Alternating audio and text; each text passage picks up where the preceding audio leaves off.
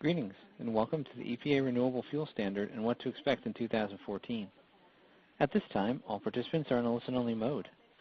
A brief question-and-answer session will follow the formal presentation. If anyone should require operator assistance during the conference, please press star 0 on your telephone keypad. As a reminder, this conference is being recorded. I would now like to turn the conference over to your host, Susan Lafferty. Ms. Lafferty, you may now begin. Great. Thank you so much, and thank you all for being with us this afternoon. For the next hour, we'll talk about the EPA's Renewable Fuel Standard. I will first give you a quick introduction to our practice here at Sutherland. Some of you might be more familiar with it through the aspect of our Dodd-Frank practice, who I know has worked with a number of you over the years. Our energy practice here at Sutherland is quite broad and really encompasses these four arms. And the transportation fuel sector that David, McCullough, and I work in and we'll be talking about today also covers these four areas. Regulatory and compliance and interpretation of what the agencies are doing and how they're implementing the statutes that have been passed by Congress. Enforcement issues and how to respond to potential non-compliance matters. Of course, there are commercial agreements that go with any sort of trading of petroleum products and other commodities. And unfortunately, that can lead to litigation at times when products aren't delivered or there are issues with them. And finally, policy is part of the practice that goes hand in hand with advising clients on what to expect and how to conduct their activities. David and I sit in Washington, D.C., so we're lucky enough to be able to interact with policymakers both on the Hill and at the agencies on a fairly regular basis, and hopefully that translates into some good insight that we'll share with you all today and that we can share on an ongoing basis with the folks we work with. A quick overview of what we're going to talk about today. David will really delve into what the Renewable Fuel Standard is for those of you who aren't familiar with the program on a detailed basis. And we're going to talk about then really what changes are expected for 2014. It's actually an extremely critical year in the program, which has been in place for a number of years now, but there are commercial and practical issues that have arisen and resulted in EPA really for the first time exercising some of its authority with regards to the standards, the volumes of renewable fuel that are required. These issues will have a great impact on commercial decisions that folks in this area are making. The other major change for this year is a quality assurance program that is expected to be finalized really any time now. RIN fraud, again, we'll get into some of this terminology in shortly, but the credits that go along with the production of renewable fuels have been subjected to some fraud over the last several years, and fraud continues to be uncovered by the Department of Justice and the EPA on a fairly regular basis. And so there has been some response to it via a regulatory proposal. Renewable fuels, of course, aren't just made here in the United States, but are imported, and there are new restrictions that are also pending and would have great commercial impact. And finally, while David and I are experts in EPA issues, the CFTC has been requested by some lawmakers and has just generally expressed interest in this area and the fact that RINs and their underlying renewable fuel are commodities that are within their jurisdiction. So real quickly, I'll just talk about why should you care, why is this relevant, because hopefully you won't be going to a cocktail party this weekend where you're talking about RINs. But nevertheless, this is a huge program. It's hard to estimate the size because the credit prices change and fluctuate, and of course the commodity prices change and fluctuate. But but it's anywhere between a $16 to $30 billion market in a given year. And in terms of regulations, it actually has more pages in the Federal Register than the Dodd-Frank rules. So for those of you all familiar with how complicated the Dodd-Frank rules are, this is, we're not going to try and one-up Dodd-Frank, but this is equally complicated and equally complex for those who have to live under the rules every day. It also has an extremely broad reach. Every refiner of a petroleum product, gasoline, diesel, and every importer of those products is impacted by this. The huge agribusinesses such as ADM and Cargill are impacted, all the way down to local restaurants that might want to recycle their used grease to make a renewable fuel, to the renewable gas, pun intended, produced by cows that also can be converted into fuel. So its broad reach just means that here in Washington, there are huge policy implications. This program directly impacts gasoline and diesel, transportation fuels, and therefore the price at the pump is impacted. And there have been some fears that some of the issues we'll talk about today that might transpire in 2014 will have an even greater impact on the price at the pump if not addressed. And any year an increase in gasoline prices is not welcomed. In an election year, it's especially of concern. This has resulted in very high interest in Congress, at the White House, lobbying shops for all of these stakeholders, the oil industry, the refiners, the renewable fuel producers, the farmers. And in one last plug for something that David and I recently spent some time on, the Bipartisan Policy Center, a leading think tank here in Washington, D.C., that was started by senior statesmen like Bob Dole and Tom Daschle, Senators Baker and Mitchell, has tagged this as one of its topics for 2014 and has actually commissioned Sutherland, along with some other organizations, to prepare white papers on different topics impacting the renewable fuel standard so that a task force that is set up can examine those white papers and talk about what some reasonable changes and amendments might be to the program. And if anybody is left interested and wanting to know more about that initiative and our paper, please let us know. Just shoot us an email and we'd be glad to share that with you. So with that, I'll turn it over to David to give you just a little bit more in-depth explanation of what the RFS is. Thank you, Susan. So recognizing that many of you have varied levels of experience with the RFS, we thought it would be helpful to give you a brief general overview of the program, keeping in mind that we have much more detailed presentations on really almost every topic that we're going to cover during the presentation. We'd be happy to discuss in detail any of these subjects with you after the call, or we can field general questions during the question and answer period. But at its core, the RFS requires refiners, importers, and those that blend gasoline components together to create a finished gasoline. Those three entities are known as obligated parties under the program. They are required to ensure that specified amounts of renewable fuel replaces petroleum fuel in the transportation, jet fuel, and heating oil pools of the United States.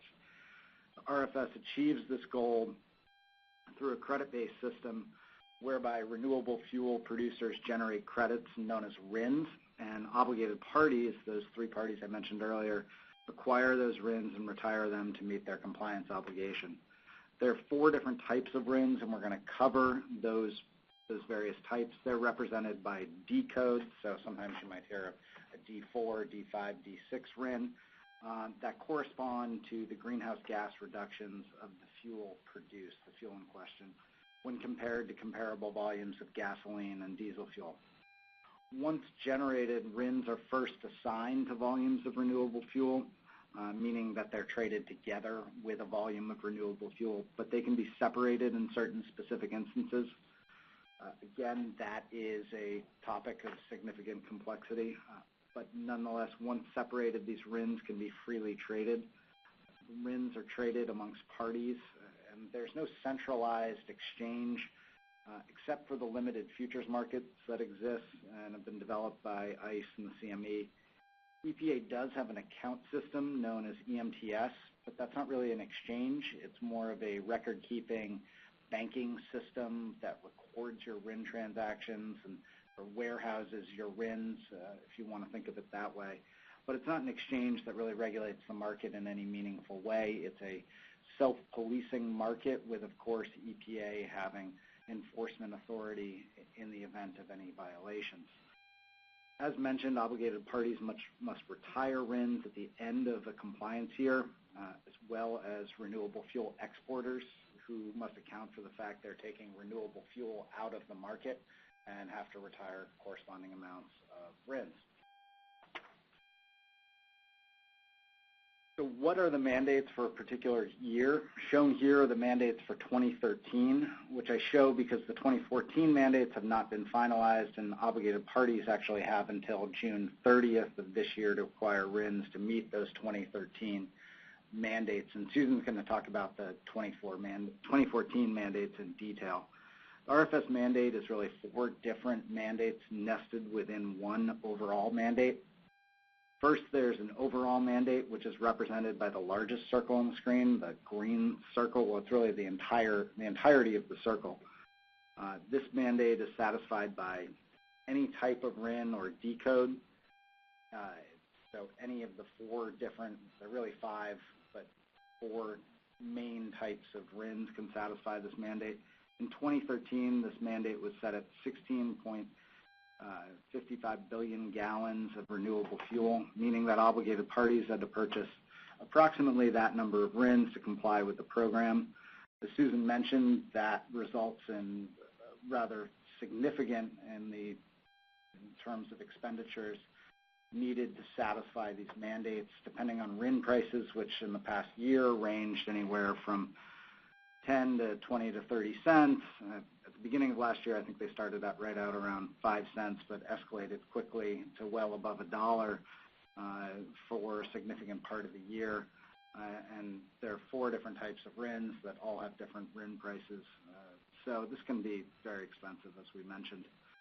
There's also an advance mandate, which is represented in the next smallest circle, that blue circle that you see.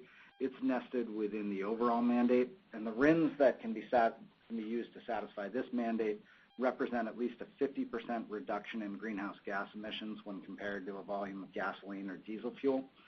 As a practical matter, this blue circle represents sugarcane ethanol, biodiesel, renewable diesel, biogas, and a handful of other less common renewable fuels.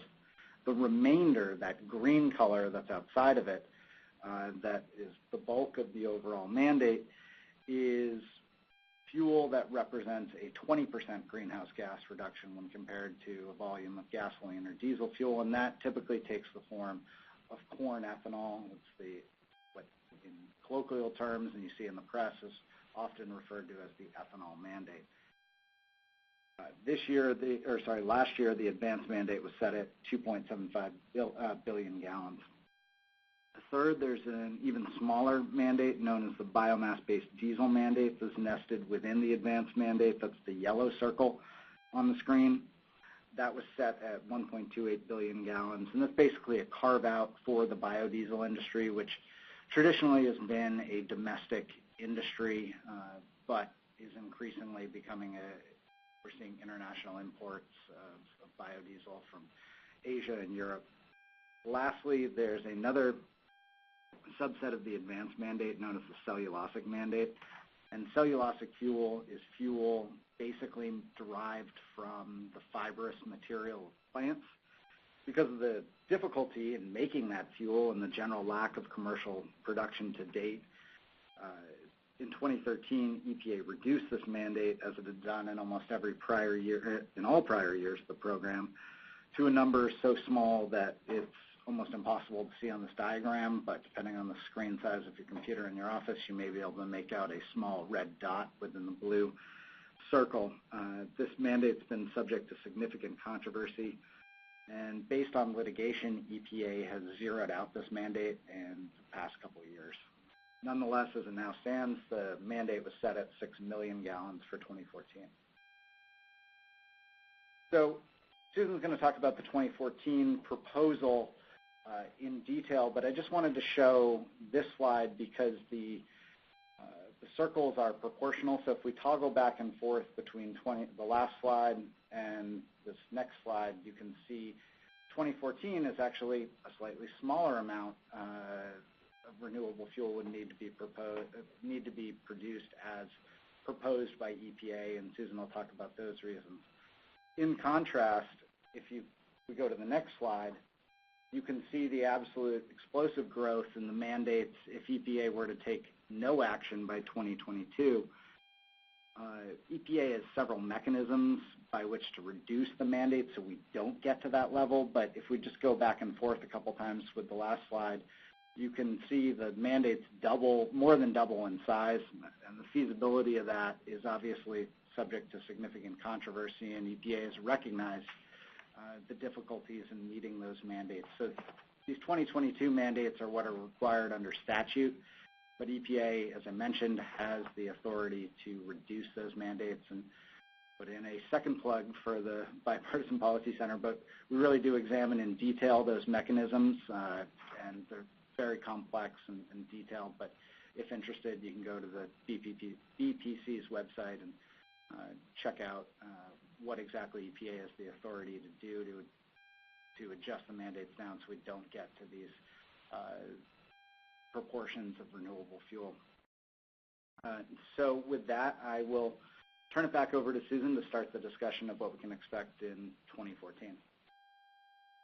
Sure, and we'll just go ahead and go to the chart here, which pulls out further some of the graphics that David has just been showing you. I'll actually start first with the main reason why 2014 is such a bellwether in what happens to this program going forward. The gasoline pool in the United States generally requires an oxygenate to be used to meet specifications, and for a long time that was MTBE. But as I'm sure most of you are aware, there was great concerns that was contaminating groundwater. So somewhat in conjunction with this program and with the realization that ethanol use in gasoline would be a big boon to farmers and domestic industry, the EPA took some steps that essentially resulted in the end of the use of MTBE. It wasn't officially banned, but then, especially with this mandate, the use of up to 10% ethanol in gasoline. Initially, it was really just in large cities where what is called renewable fuel, reformulated gasoline, is used. It's a extra clean gas for bigger cities that have greater pollution. But these days, almost any gasoline that you're going to use anywhere in the country has 10% ethanol in it. And that is purely driven now not by EPA specifications for gasoline, but by this rule. So we're at a point where over 10% ethanol is not allowed under the warranties of most cars that were built, probably, for example, before 2012, 2011.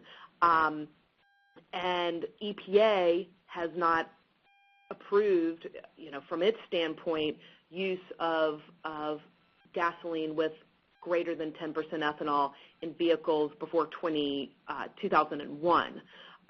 So there's that tension in the marketplace about can we use or can we not use ethanol that goes up to, say, 15% in gasoline in our motor vehicle pool. And so far, industry, especially retailers, have been reluctant to do so for liability reasons, and certainly the infrastructure is not there at all.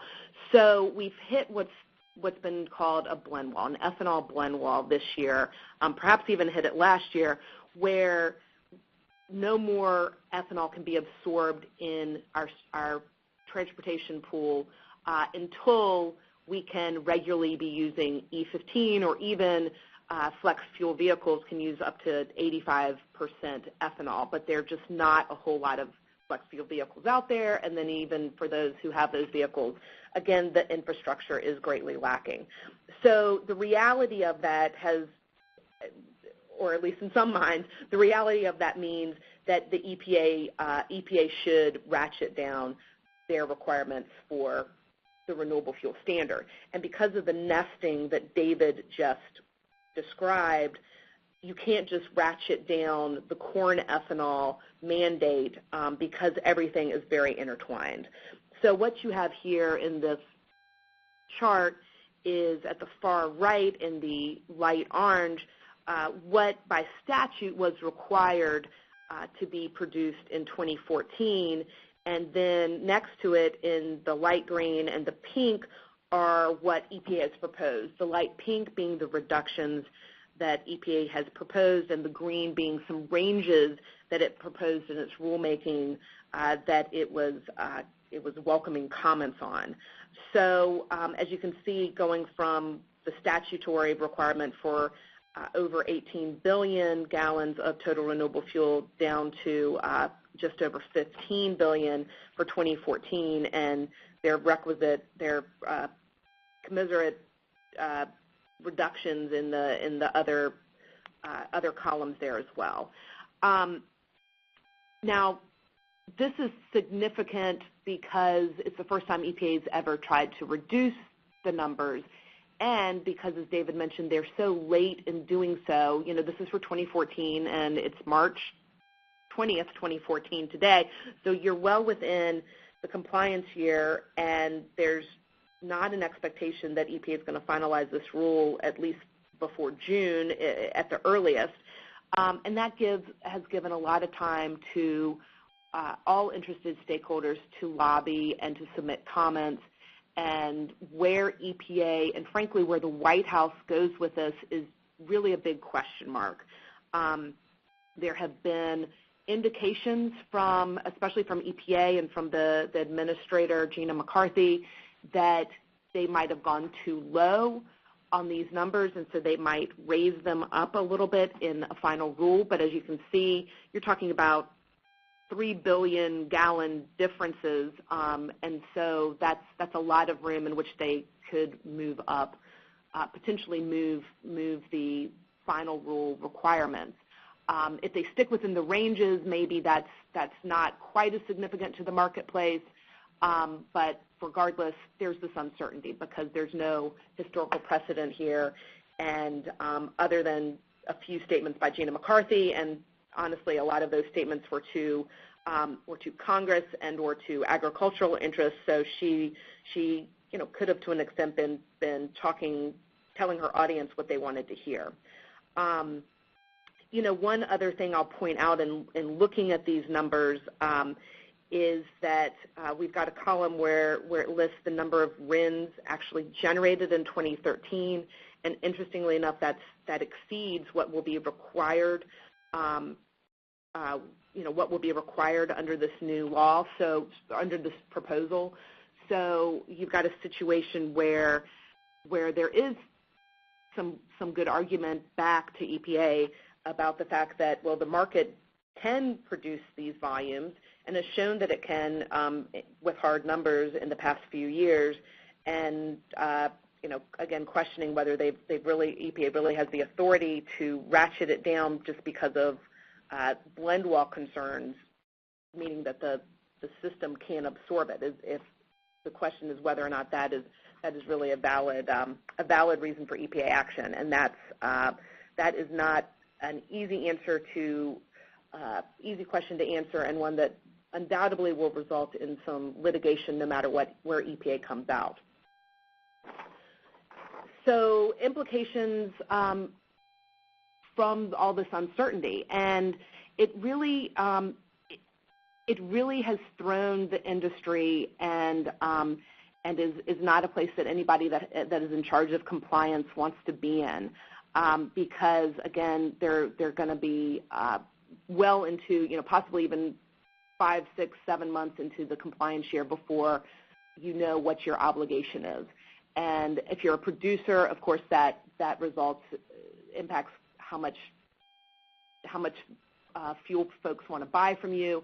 If you're an obligated party that David mentioned earlier, then you don't know how much your gasoline and diesel activity is, how much it's going to cost you at the end of the year. And generally speaking, companies keep track of this on a trade-by-trade basis and then examine their books on a very regular basis, certainly monthly or quarterly, and really keep track of what their obligations are, because when you're whether you're talking about a major refiner or even just some of the smaller importers and component blenders, this is a significant compliance cost for them.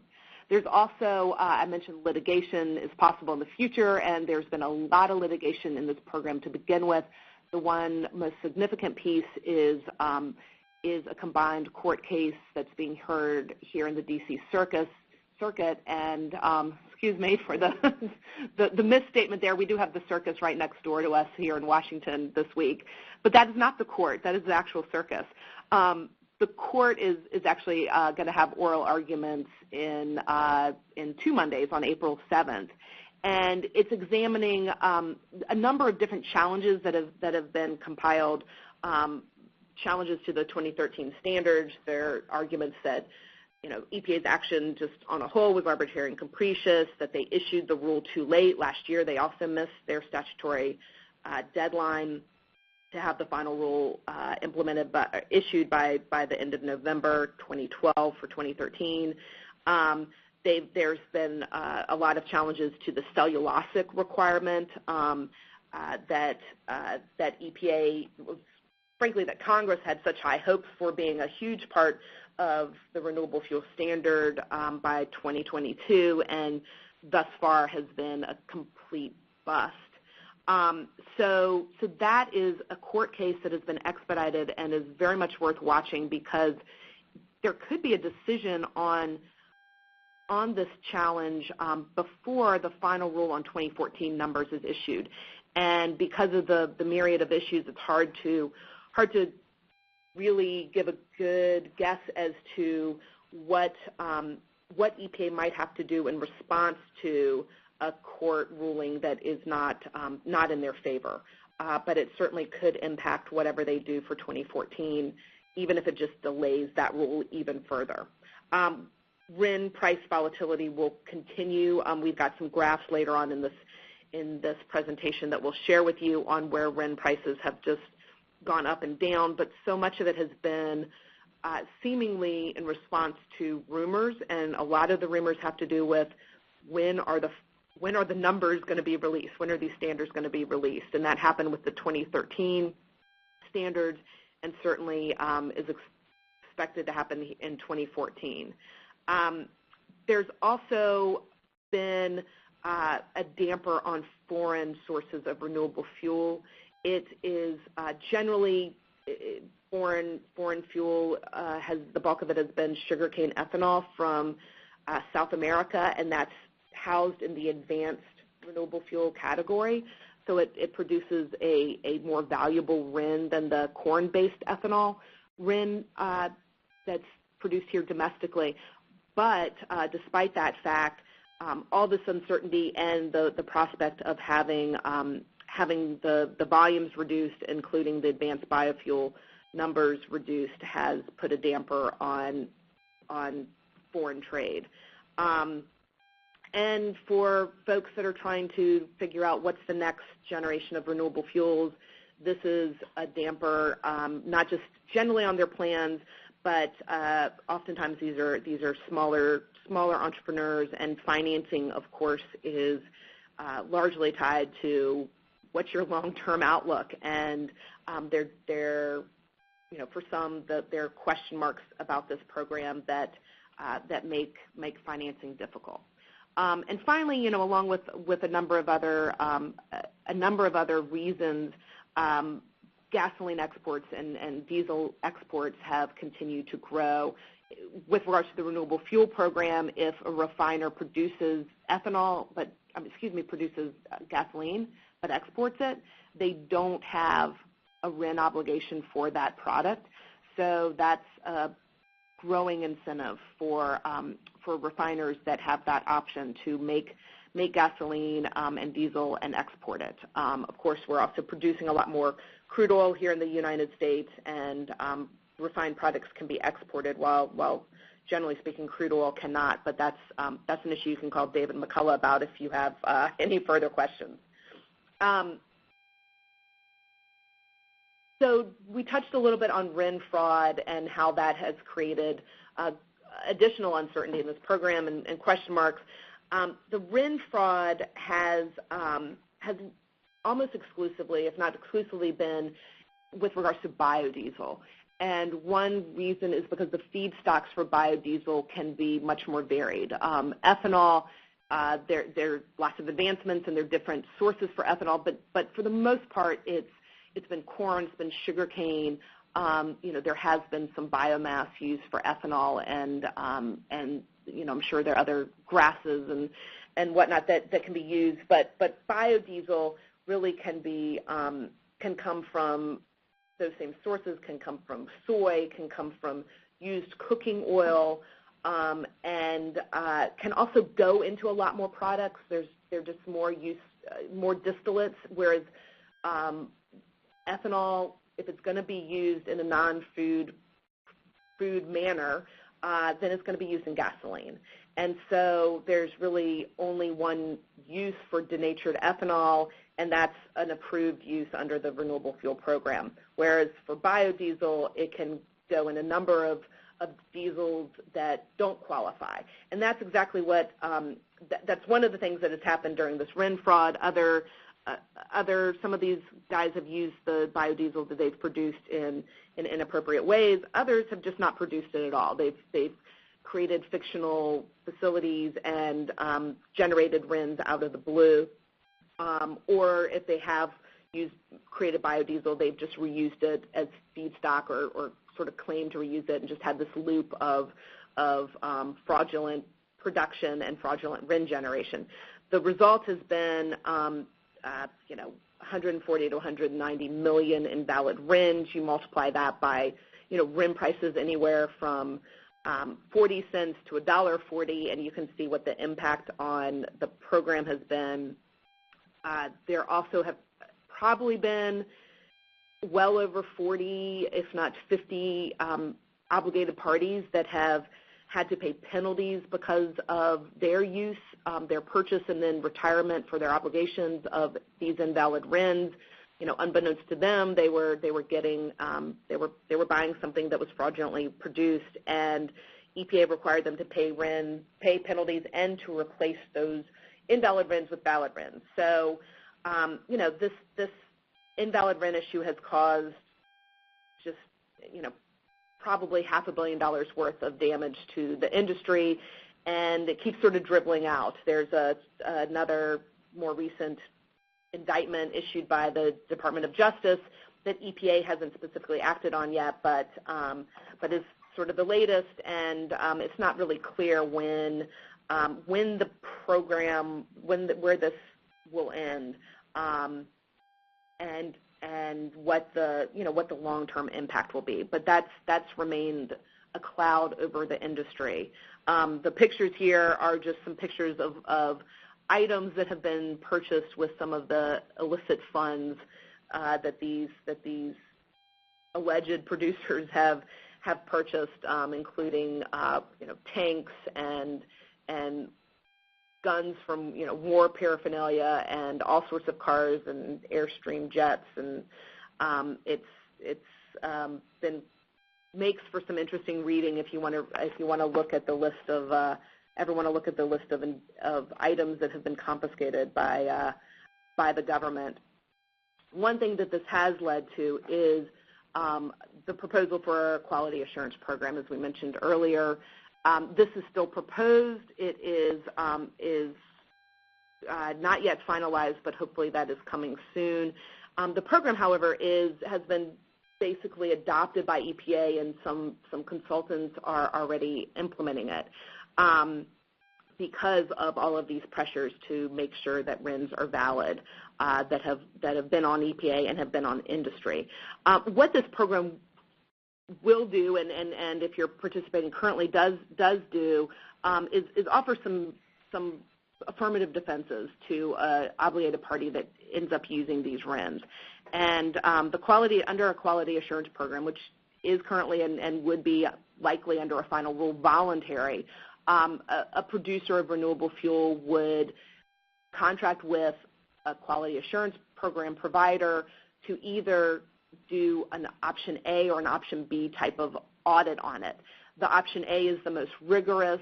It's almost having an inspector there on a daily basis looking at where you're getting your feedstock from, what volumes you're getting from them, therefore, what your processes are for maintaining, segregating if you need to segregate feedstocks, what your production volume is, does that add up with what you purchased in terms of feedstock, and what kind of RINs you're generating, and then, who you're selling to. So it's looking at the whole producer chain. If you're a producer, what it gets you, though, is sort of the stamp of approval on your RINs, and if you get an A, it's, again, going to be the most stringent type of review. The B is slightly less onerous and more of a quarterly type of audit that's done on the producer. If you're an obligated party that's buying these RINs, you would then be buying a QAP-A RIN or a QAP-B RIN, and if it turns out you've used those RINs for your obligation and it's determined that they are actually invalid, if they were a QAP-A RIN, you actually have no RIN replacement, even though you retired them, but because you've chosen to use QAP-A RINs, you're covered, and for QAP-B RINs, you don't get the full affirmative defense, but there is some RIN replacement that you won't have to do.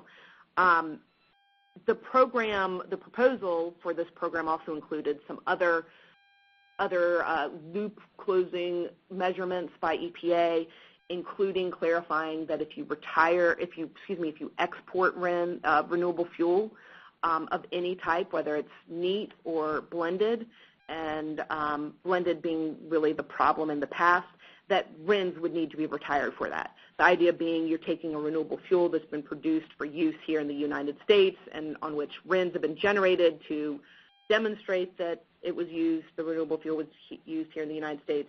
If you're exporting that, you're taking it out of the market, so the RINs should be taken out of the market too. This has been a big gray area, and I think there's a lot of concern by EPA that blended renewable fuel has been exported on a regular basis, but no RINs have been retired. Along those lines, stricter product transfer document language will be needed to identify renewable fuel presence in any amount. Again, blends being the concern, and finally, clear designation that the use must be for transportation, heating oil, or jet. This is, again, a proposed rule, but it's currently under review at the White House by OMB, and so the hope is that it's going to be, hope by industry is that it's going to be issued shortly in final form. Again, it's already in effect, but it's fairly limited, and really just the smaller producers, and as far as I know, only biodiesel producers, smaller biodiesel producers have been working with the QAP providers. I think what will be really interesting once the rule is final is what will it do to the marketplace? As I said, right now it's the smaller producers using it. If some of the larger producers make a move to using it, then that's going to really be a signal to the market that everyone needs to move that way. And I would imagine that will largely be dictated by what the large refiners, who are the obligated parties, really decide they they want to do, whether they decide they really just want to purchase QAP verified RINs, or if they're comfortable purchasing non-QAP verified RINs, but with additional qualifications, such as it's from a household name producer that the company feels comfortable with. Regardless, this is going to likely create a different market for the RINs. David mentioned that there's so many different. There are already 4 different standards and 4 different types of RINs, or actually a couple different types of RINs, but essentially 4 different types of RINs that folks are trading now, and that if you look at OPIS, you'll see are priced differently. The expectation is that this could create yet 2 more categories, because you're going to have a QAP-A biodiesel RIN, a QAP-B biodiesel RIN, and then a non-QAP biodiesel RIN. And so if you're in your compliance office or in your legal shop in-house, you might have traders start to ask the question, what kind of RIN do we want to buy? And I think that's really a question that a lot of companies are going to have to answer once this program is finalized.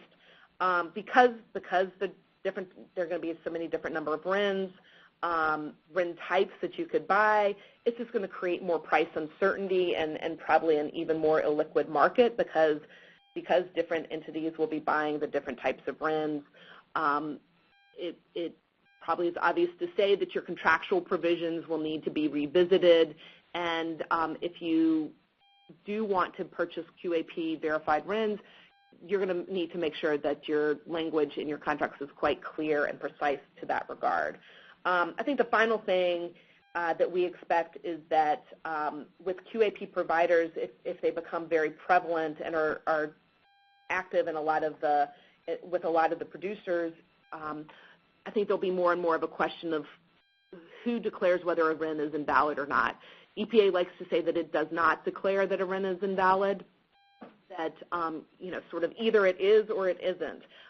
But there can be a lot of gray area, and really just it's very fact specific as to what either the fraud was, or there are obviously invalid RINs that were unintentionally invalidated by some action that somebody took along the way. And I think with a QAP provider involved, there's more oversight, which benefits the industry, but there's also going to be questions about whether they're sort of declaring a RIN invalid, or whether the market will still wait for EPA to take action and issue a notice of violation to the producer if that's what's warranted. So with that, I will hand back over to David. Great. Thanks, Susan. In addition to the QAP program, EPA has another proposed rulemaking that's currently outstanding and under review by the agency that may be finalized in 2014. This one impacts renewable fuel imports directly, which have been a significant business for many commodity traders, particularly in the case of sugarcane ethanol, as we've talked about several times now, and namely being sugarcane ethanol from Brazil, as well as some locations in Central America. Presently, importers who want to source foreign renewable fuel and generate RINs upon import have to gather rather onerous documentation from the foreign producer, and the importer needs to register, as well as the foreign producer needs to submit a sort of generalized registration form. But the EPA really only has jurisdictional reach over the importer of renewable fuel, who is generating the RINs upon import, which in part makes sense because they're the ones that are receiving directly the financial benefit from the program. They're the ones with custody of the fuel at the time of RIN generation, et cetera. But EPA is apparently not satisfied with that regulatory reach, and it really stems out of its concerns about RIN fraud that Susan mentioned, and is proposing to add another restriction so that it can, or another regulation so that it can reach the actual producer of renewable fuel, the foreign producer of renewable fuel, in the event of a violation. These requirements would include not only requiring the foreign producer, but every party that touches the renewable fuel from the time of production to loading on the vessel to submit to the jurisdiction of the United States for all fines and civil and criminal penalties related to violations of the Renewable Fuel Standard or really any violation of the U.S. Code. Obviously, that is a significant requirement, one that a number of parties would be extremely hesitant to do so without a very strong indemnity or additional financial incentive. And that's particularly the case when you think about the way that sugarcane ethanol is produced in Brazil. You've got a ethanol facility that might be in an inland location in Brazil that is some distance from loading on the vessel in the terminal. As a result, you've got a number of parties that are touching the ethanol, and you certainly have the terminal operator, you've got any trucking company, pipeline operation, et cetera, and ethanol is certainly a big business in Brazil, so they have quite a bit of infrastructure built out around that industry. And as a result, a number of parties just might not be interested in submitting to the jurisdiction of the United States, particularly when the foreign producer also has to post a bond, a rather significant bond to the tune of 20 cents for every gallon of sugarcane ethanol produced, or if you're talking about biodiesel, about 30 cents. That's part of this proposal. That's not what's required now. That's only required now if you're the foreign producer and you want to generate the RINs abroad. But currently, you don't need to post that type of bond. If this were to go in effect, it could have a very significant chilling effect on the program. You could see that most foreign producers have other markets to ship their product. Europe, Asia are significant markets for ethanol. Ethanol, until you add denaturant in the U.S., which is really a uniquely United States requirement for tax purposes, so at the time it's shipped, it can be used in any number of purposes, food, alcohol, etc., or fuel, and Brazilian producers have a wide variety of options if they don't want to submit to the jurisdiction of the United States. Compounding that problem, you have surety companies in the United States that have been unwilling to issue bonds to date for this type of activity. So as I mentioned, if you are a foreign producer who wants to generate RINs abroad, you can and directly capture that value rather than selling it to the importer who doesn't going to generate the RINs. But currently, right now, you have to post a bond. Right as a result of that bond posting, most companies have been unwilling to, or just forget about that. We'll just sell it to the importer who will generate the RINs, and we can avoid this bonding requirement. We're working with our clients who've been interested in generating the RINs abroad. We found it extremely difficult, and only in a couple of very limited circumstances have we been able to find surety companies being willing to issue those bonds. And at the present time, a number of those companies who have issued them in the past have taken a second look and said, we're not going to issue these in the future. This could be a really, really significant obstacle when you look at the amount of bonds that is required to be posted if you are an entity that wants to bring renewable fuel to the United States, particularly if you are not a large-scale trader or producer of renewable fuel within a joint venture in Brazil or in the other country where you have an ownership interest in the production facility, and therefore you have some control over whether an influence of whether the parties submit to the jurisdiction of the United States and post that bond. So as a result, those parties will have a market advantage, but you may just really see in conjunction with the 2014 standards that Susan talked about a real chilling effect on the amount of renewable fuel that's brought into the country if these requirements are finalized.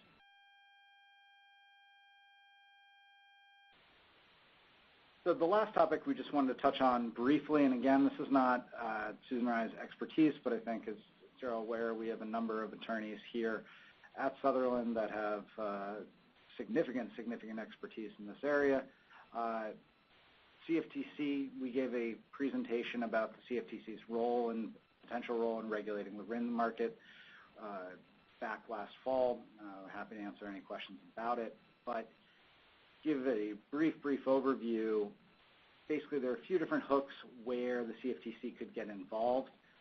One, there is a futures market. There are two different exchanges whereby future RINs, future contracts are traded. There have been extremely limited trades on both of those to date. But where the CFTC, where there's been some discussion about where they might have hooks into the market, more relevantly, because it's not a extremely liquid market in the RIN future contracts, has been the impact on ethanol, gasoline, corn prices, soy prices, et cetera, that have been traditionally more in the purview of the CFTC. So why would the CFTC even be interested in this? If you look at this chart, it really shows the incredible fluctuation that happened in RIN prices over the past year. The line in green, the one that's really all over the chart, is the change in RIN prices from January of last year to near the end of last year. And the other lines are the change in prices for soy, heating oil, crude, biodiesel, and you see just how out of whack the RIN market was compared, and the volatility compared to other commodities that were traded, leading to widespread speculation that there's market manipulation going on in those markets. The other aspect that leads people to think that this could be a market that would be subject to manipulation is the fact, just the inherent structure of the market, and has nothing to do with any deceit or anything, but or any negligent or improper behavior, but rather just the fundamental structure of the program is that the refiners, those obligated parties that I mentioned, have to ultimately purchase these RINs at the end of the day.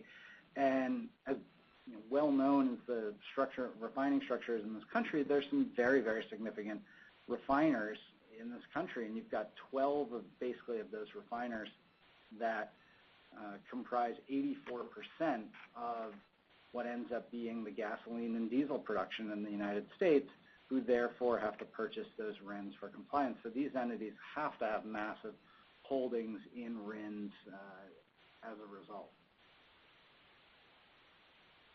Just touch briefly, this slide just provides a brief overview of who is calling for the CFTC to regulate the RINs market. There was a lot of activity last fall when RIN prices were going crazy, and then RIN prices subsequently died down as a result of the 2014 proposal that Susan mentioned that sort of took the accelerator off the increase in renewable fuel that would be required and concerns about the blend wall.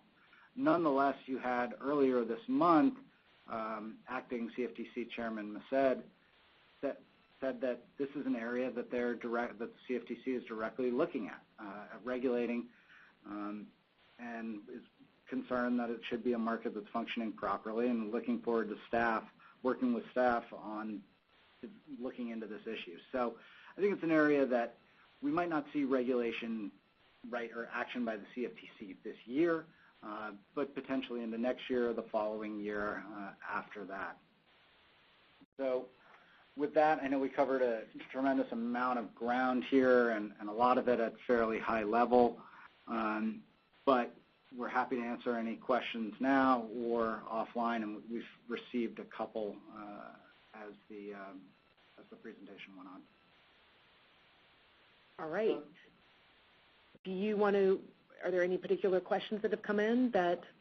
We've got one question right here, whether we believe, and it's more of an opinion-based question, but whether we believe it's ironic or hypocritical that global regulators are concerned about the influence by banks and other speculators on the price of commodities, yet we have federal mandates for the RFS that has a direct impact on prices.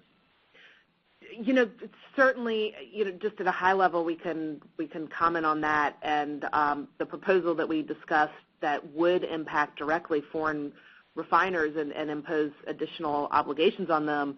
There has been a question as to, will foreign refiners, and in particular Brazil, who's been very active in this area, take a step, perhaps at the WTO or some other move to argue that not only just the fact that the RFS has gone too far, and I think what this question goes to is the RFS just in and of itself, even before this proposal is finalized, is that a mandate that's gone too far? And EPA has Congress and then EPA in the implementation certainly took measures to not overtly, and they would say probably not at all, discriminate unfairly against foreign sourced fuel. I think the reality, though, as David and I sit here and have watched it for a number of years, is it's a program that has very deep stakeholders in the domestic community. And the agricultural community in particular has always been a strong voice in Washington and in support of this program. Now, there has been some tension there because of the food versus fuel debate, so it's not that the voices are completely united in terms of this program. I'm not aware of, beyond the foreign producer bond requirements in that proposal, and whether or not foreign countries might take some steps against it. I'm not aware of any plans for any sort of formal protest against this program, and the fact that it's been ongoing makes me imagine that would only occur if something like this proposal was finalized. And I think we have time for one last question, and that is, whether has EPA ever adjusted proposed volumes during a past comment period? I can just quickly respond to that. In short, yes. In 2013, EPA adjusted the cellulosic volume down from, I believe, 17 million gallons, from a proposed 17 million gallons to a finalized 6 million gallons, based on the lack of production that had occurred in the intervening time period, as well as some litigation that had gone on in the D.C. Circuit. However, we've never seen adjustments from the statutory mandate compared to what EPA is proposing on this scale. As Susan mentioned, there's about a 3 billion gallon difference, I believe, or 2 to 3 billion gallon difference. So that leaves a lot more wiggle room. That's a big difference from 17 million to 6 million. And I think nonetheless there's some real momentum in Washington right now and belief that there will be some change that occurs between the proposed rulemaking and the finalized rulemaking. Exactly, and the only thing I'll add to that is the litigation for which the oral arguments is the beginning of April. One of the points raised is protesting the fact that while the volumes themselves weren't adjusted, the percentages that are used to calculate the number of RINs that an obligated party must retire each year were changed last year because the rule was issued so late.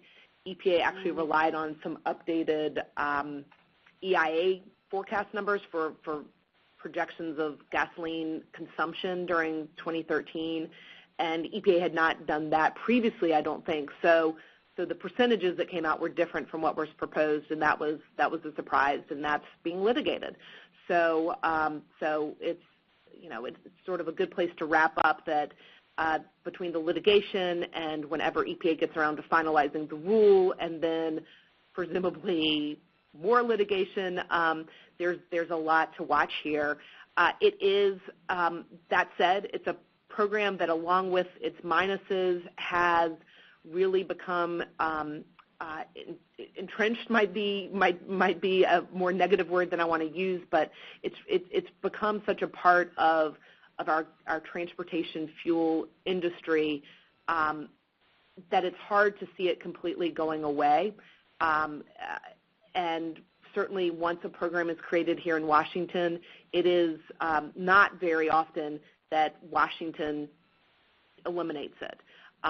So while we might have delivered a lot of news towards the problems with the program, I think that the hope is for supporters of RFS that once it gets beyond this year, perhaps next year, that it will be in a better position going forward and certainly much more predictable and more certain for those that are actively regulated by it. So with that, we thank you very much for joining us, and please let us know if you have any further questions.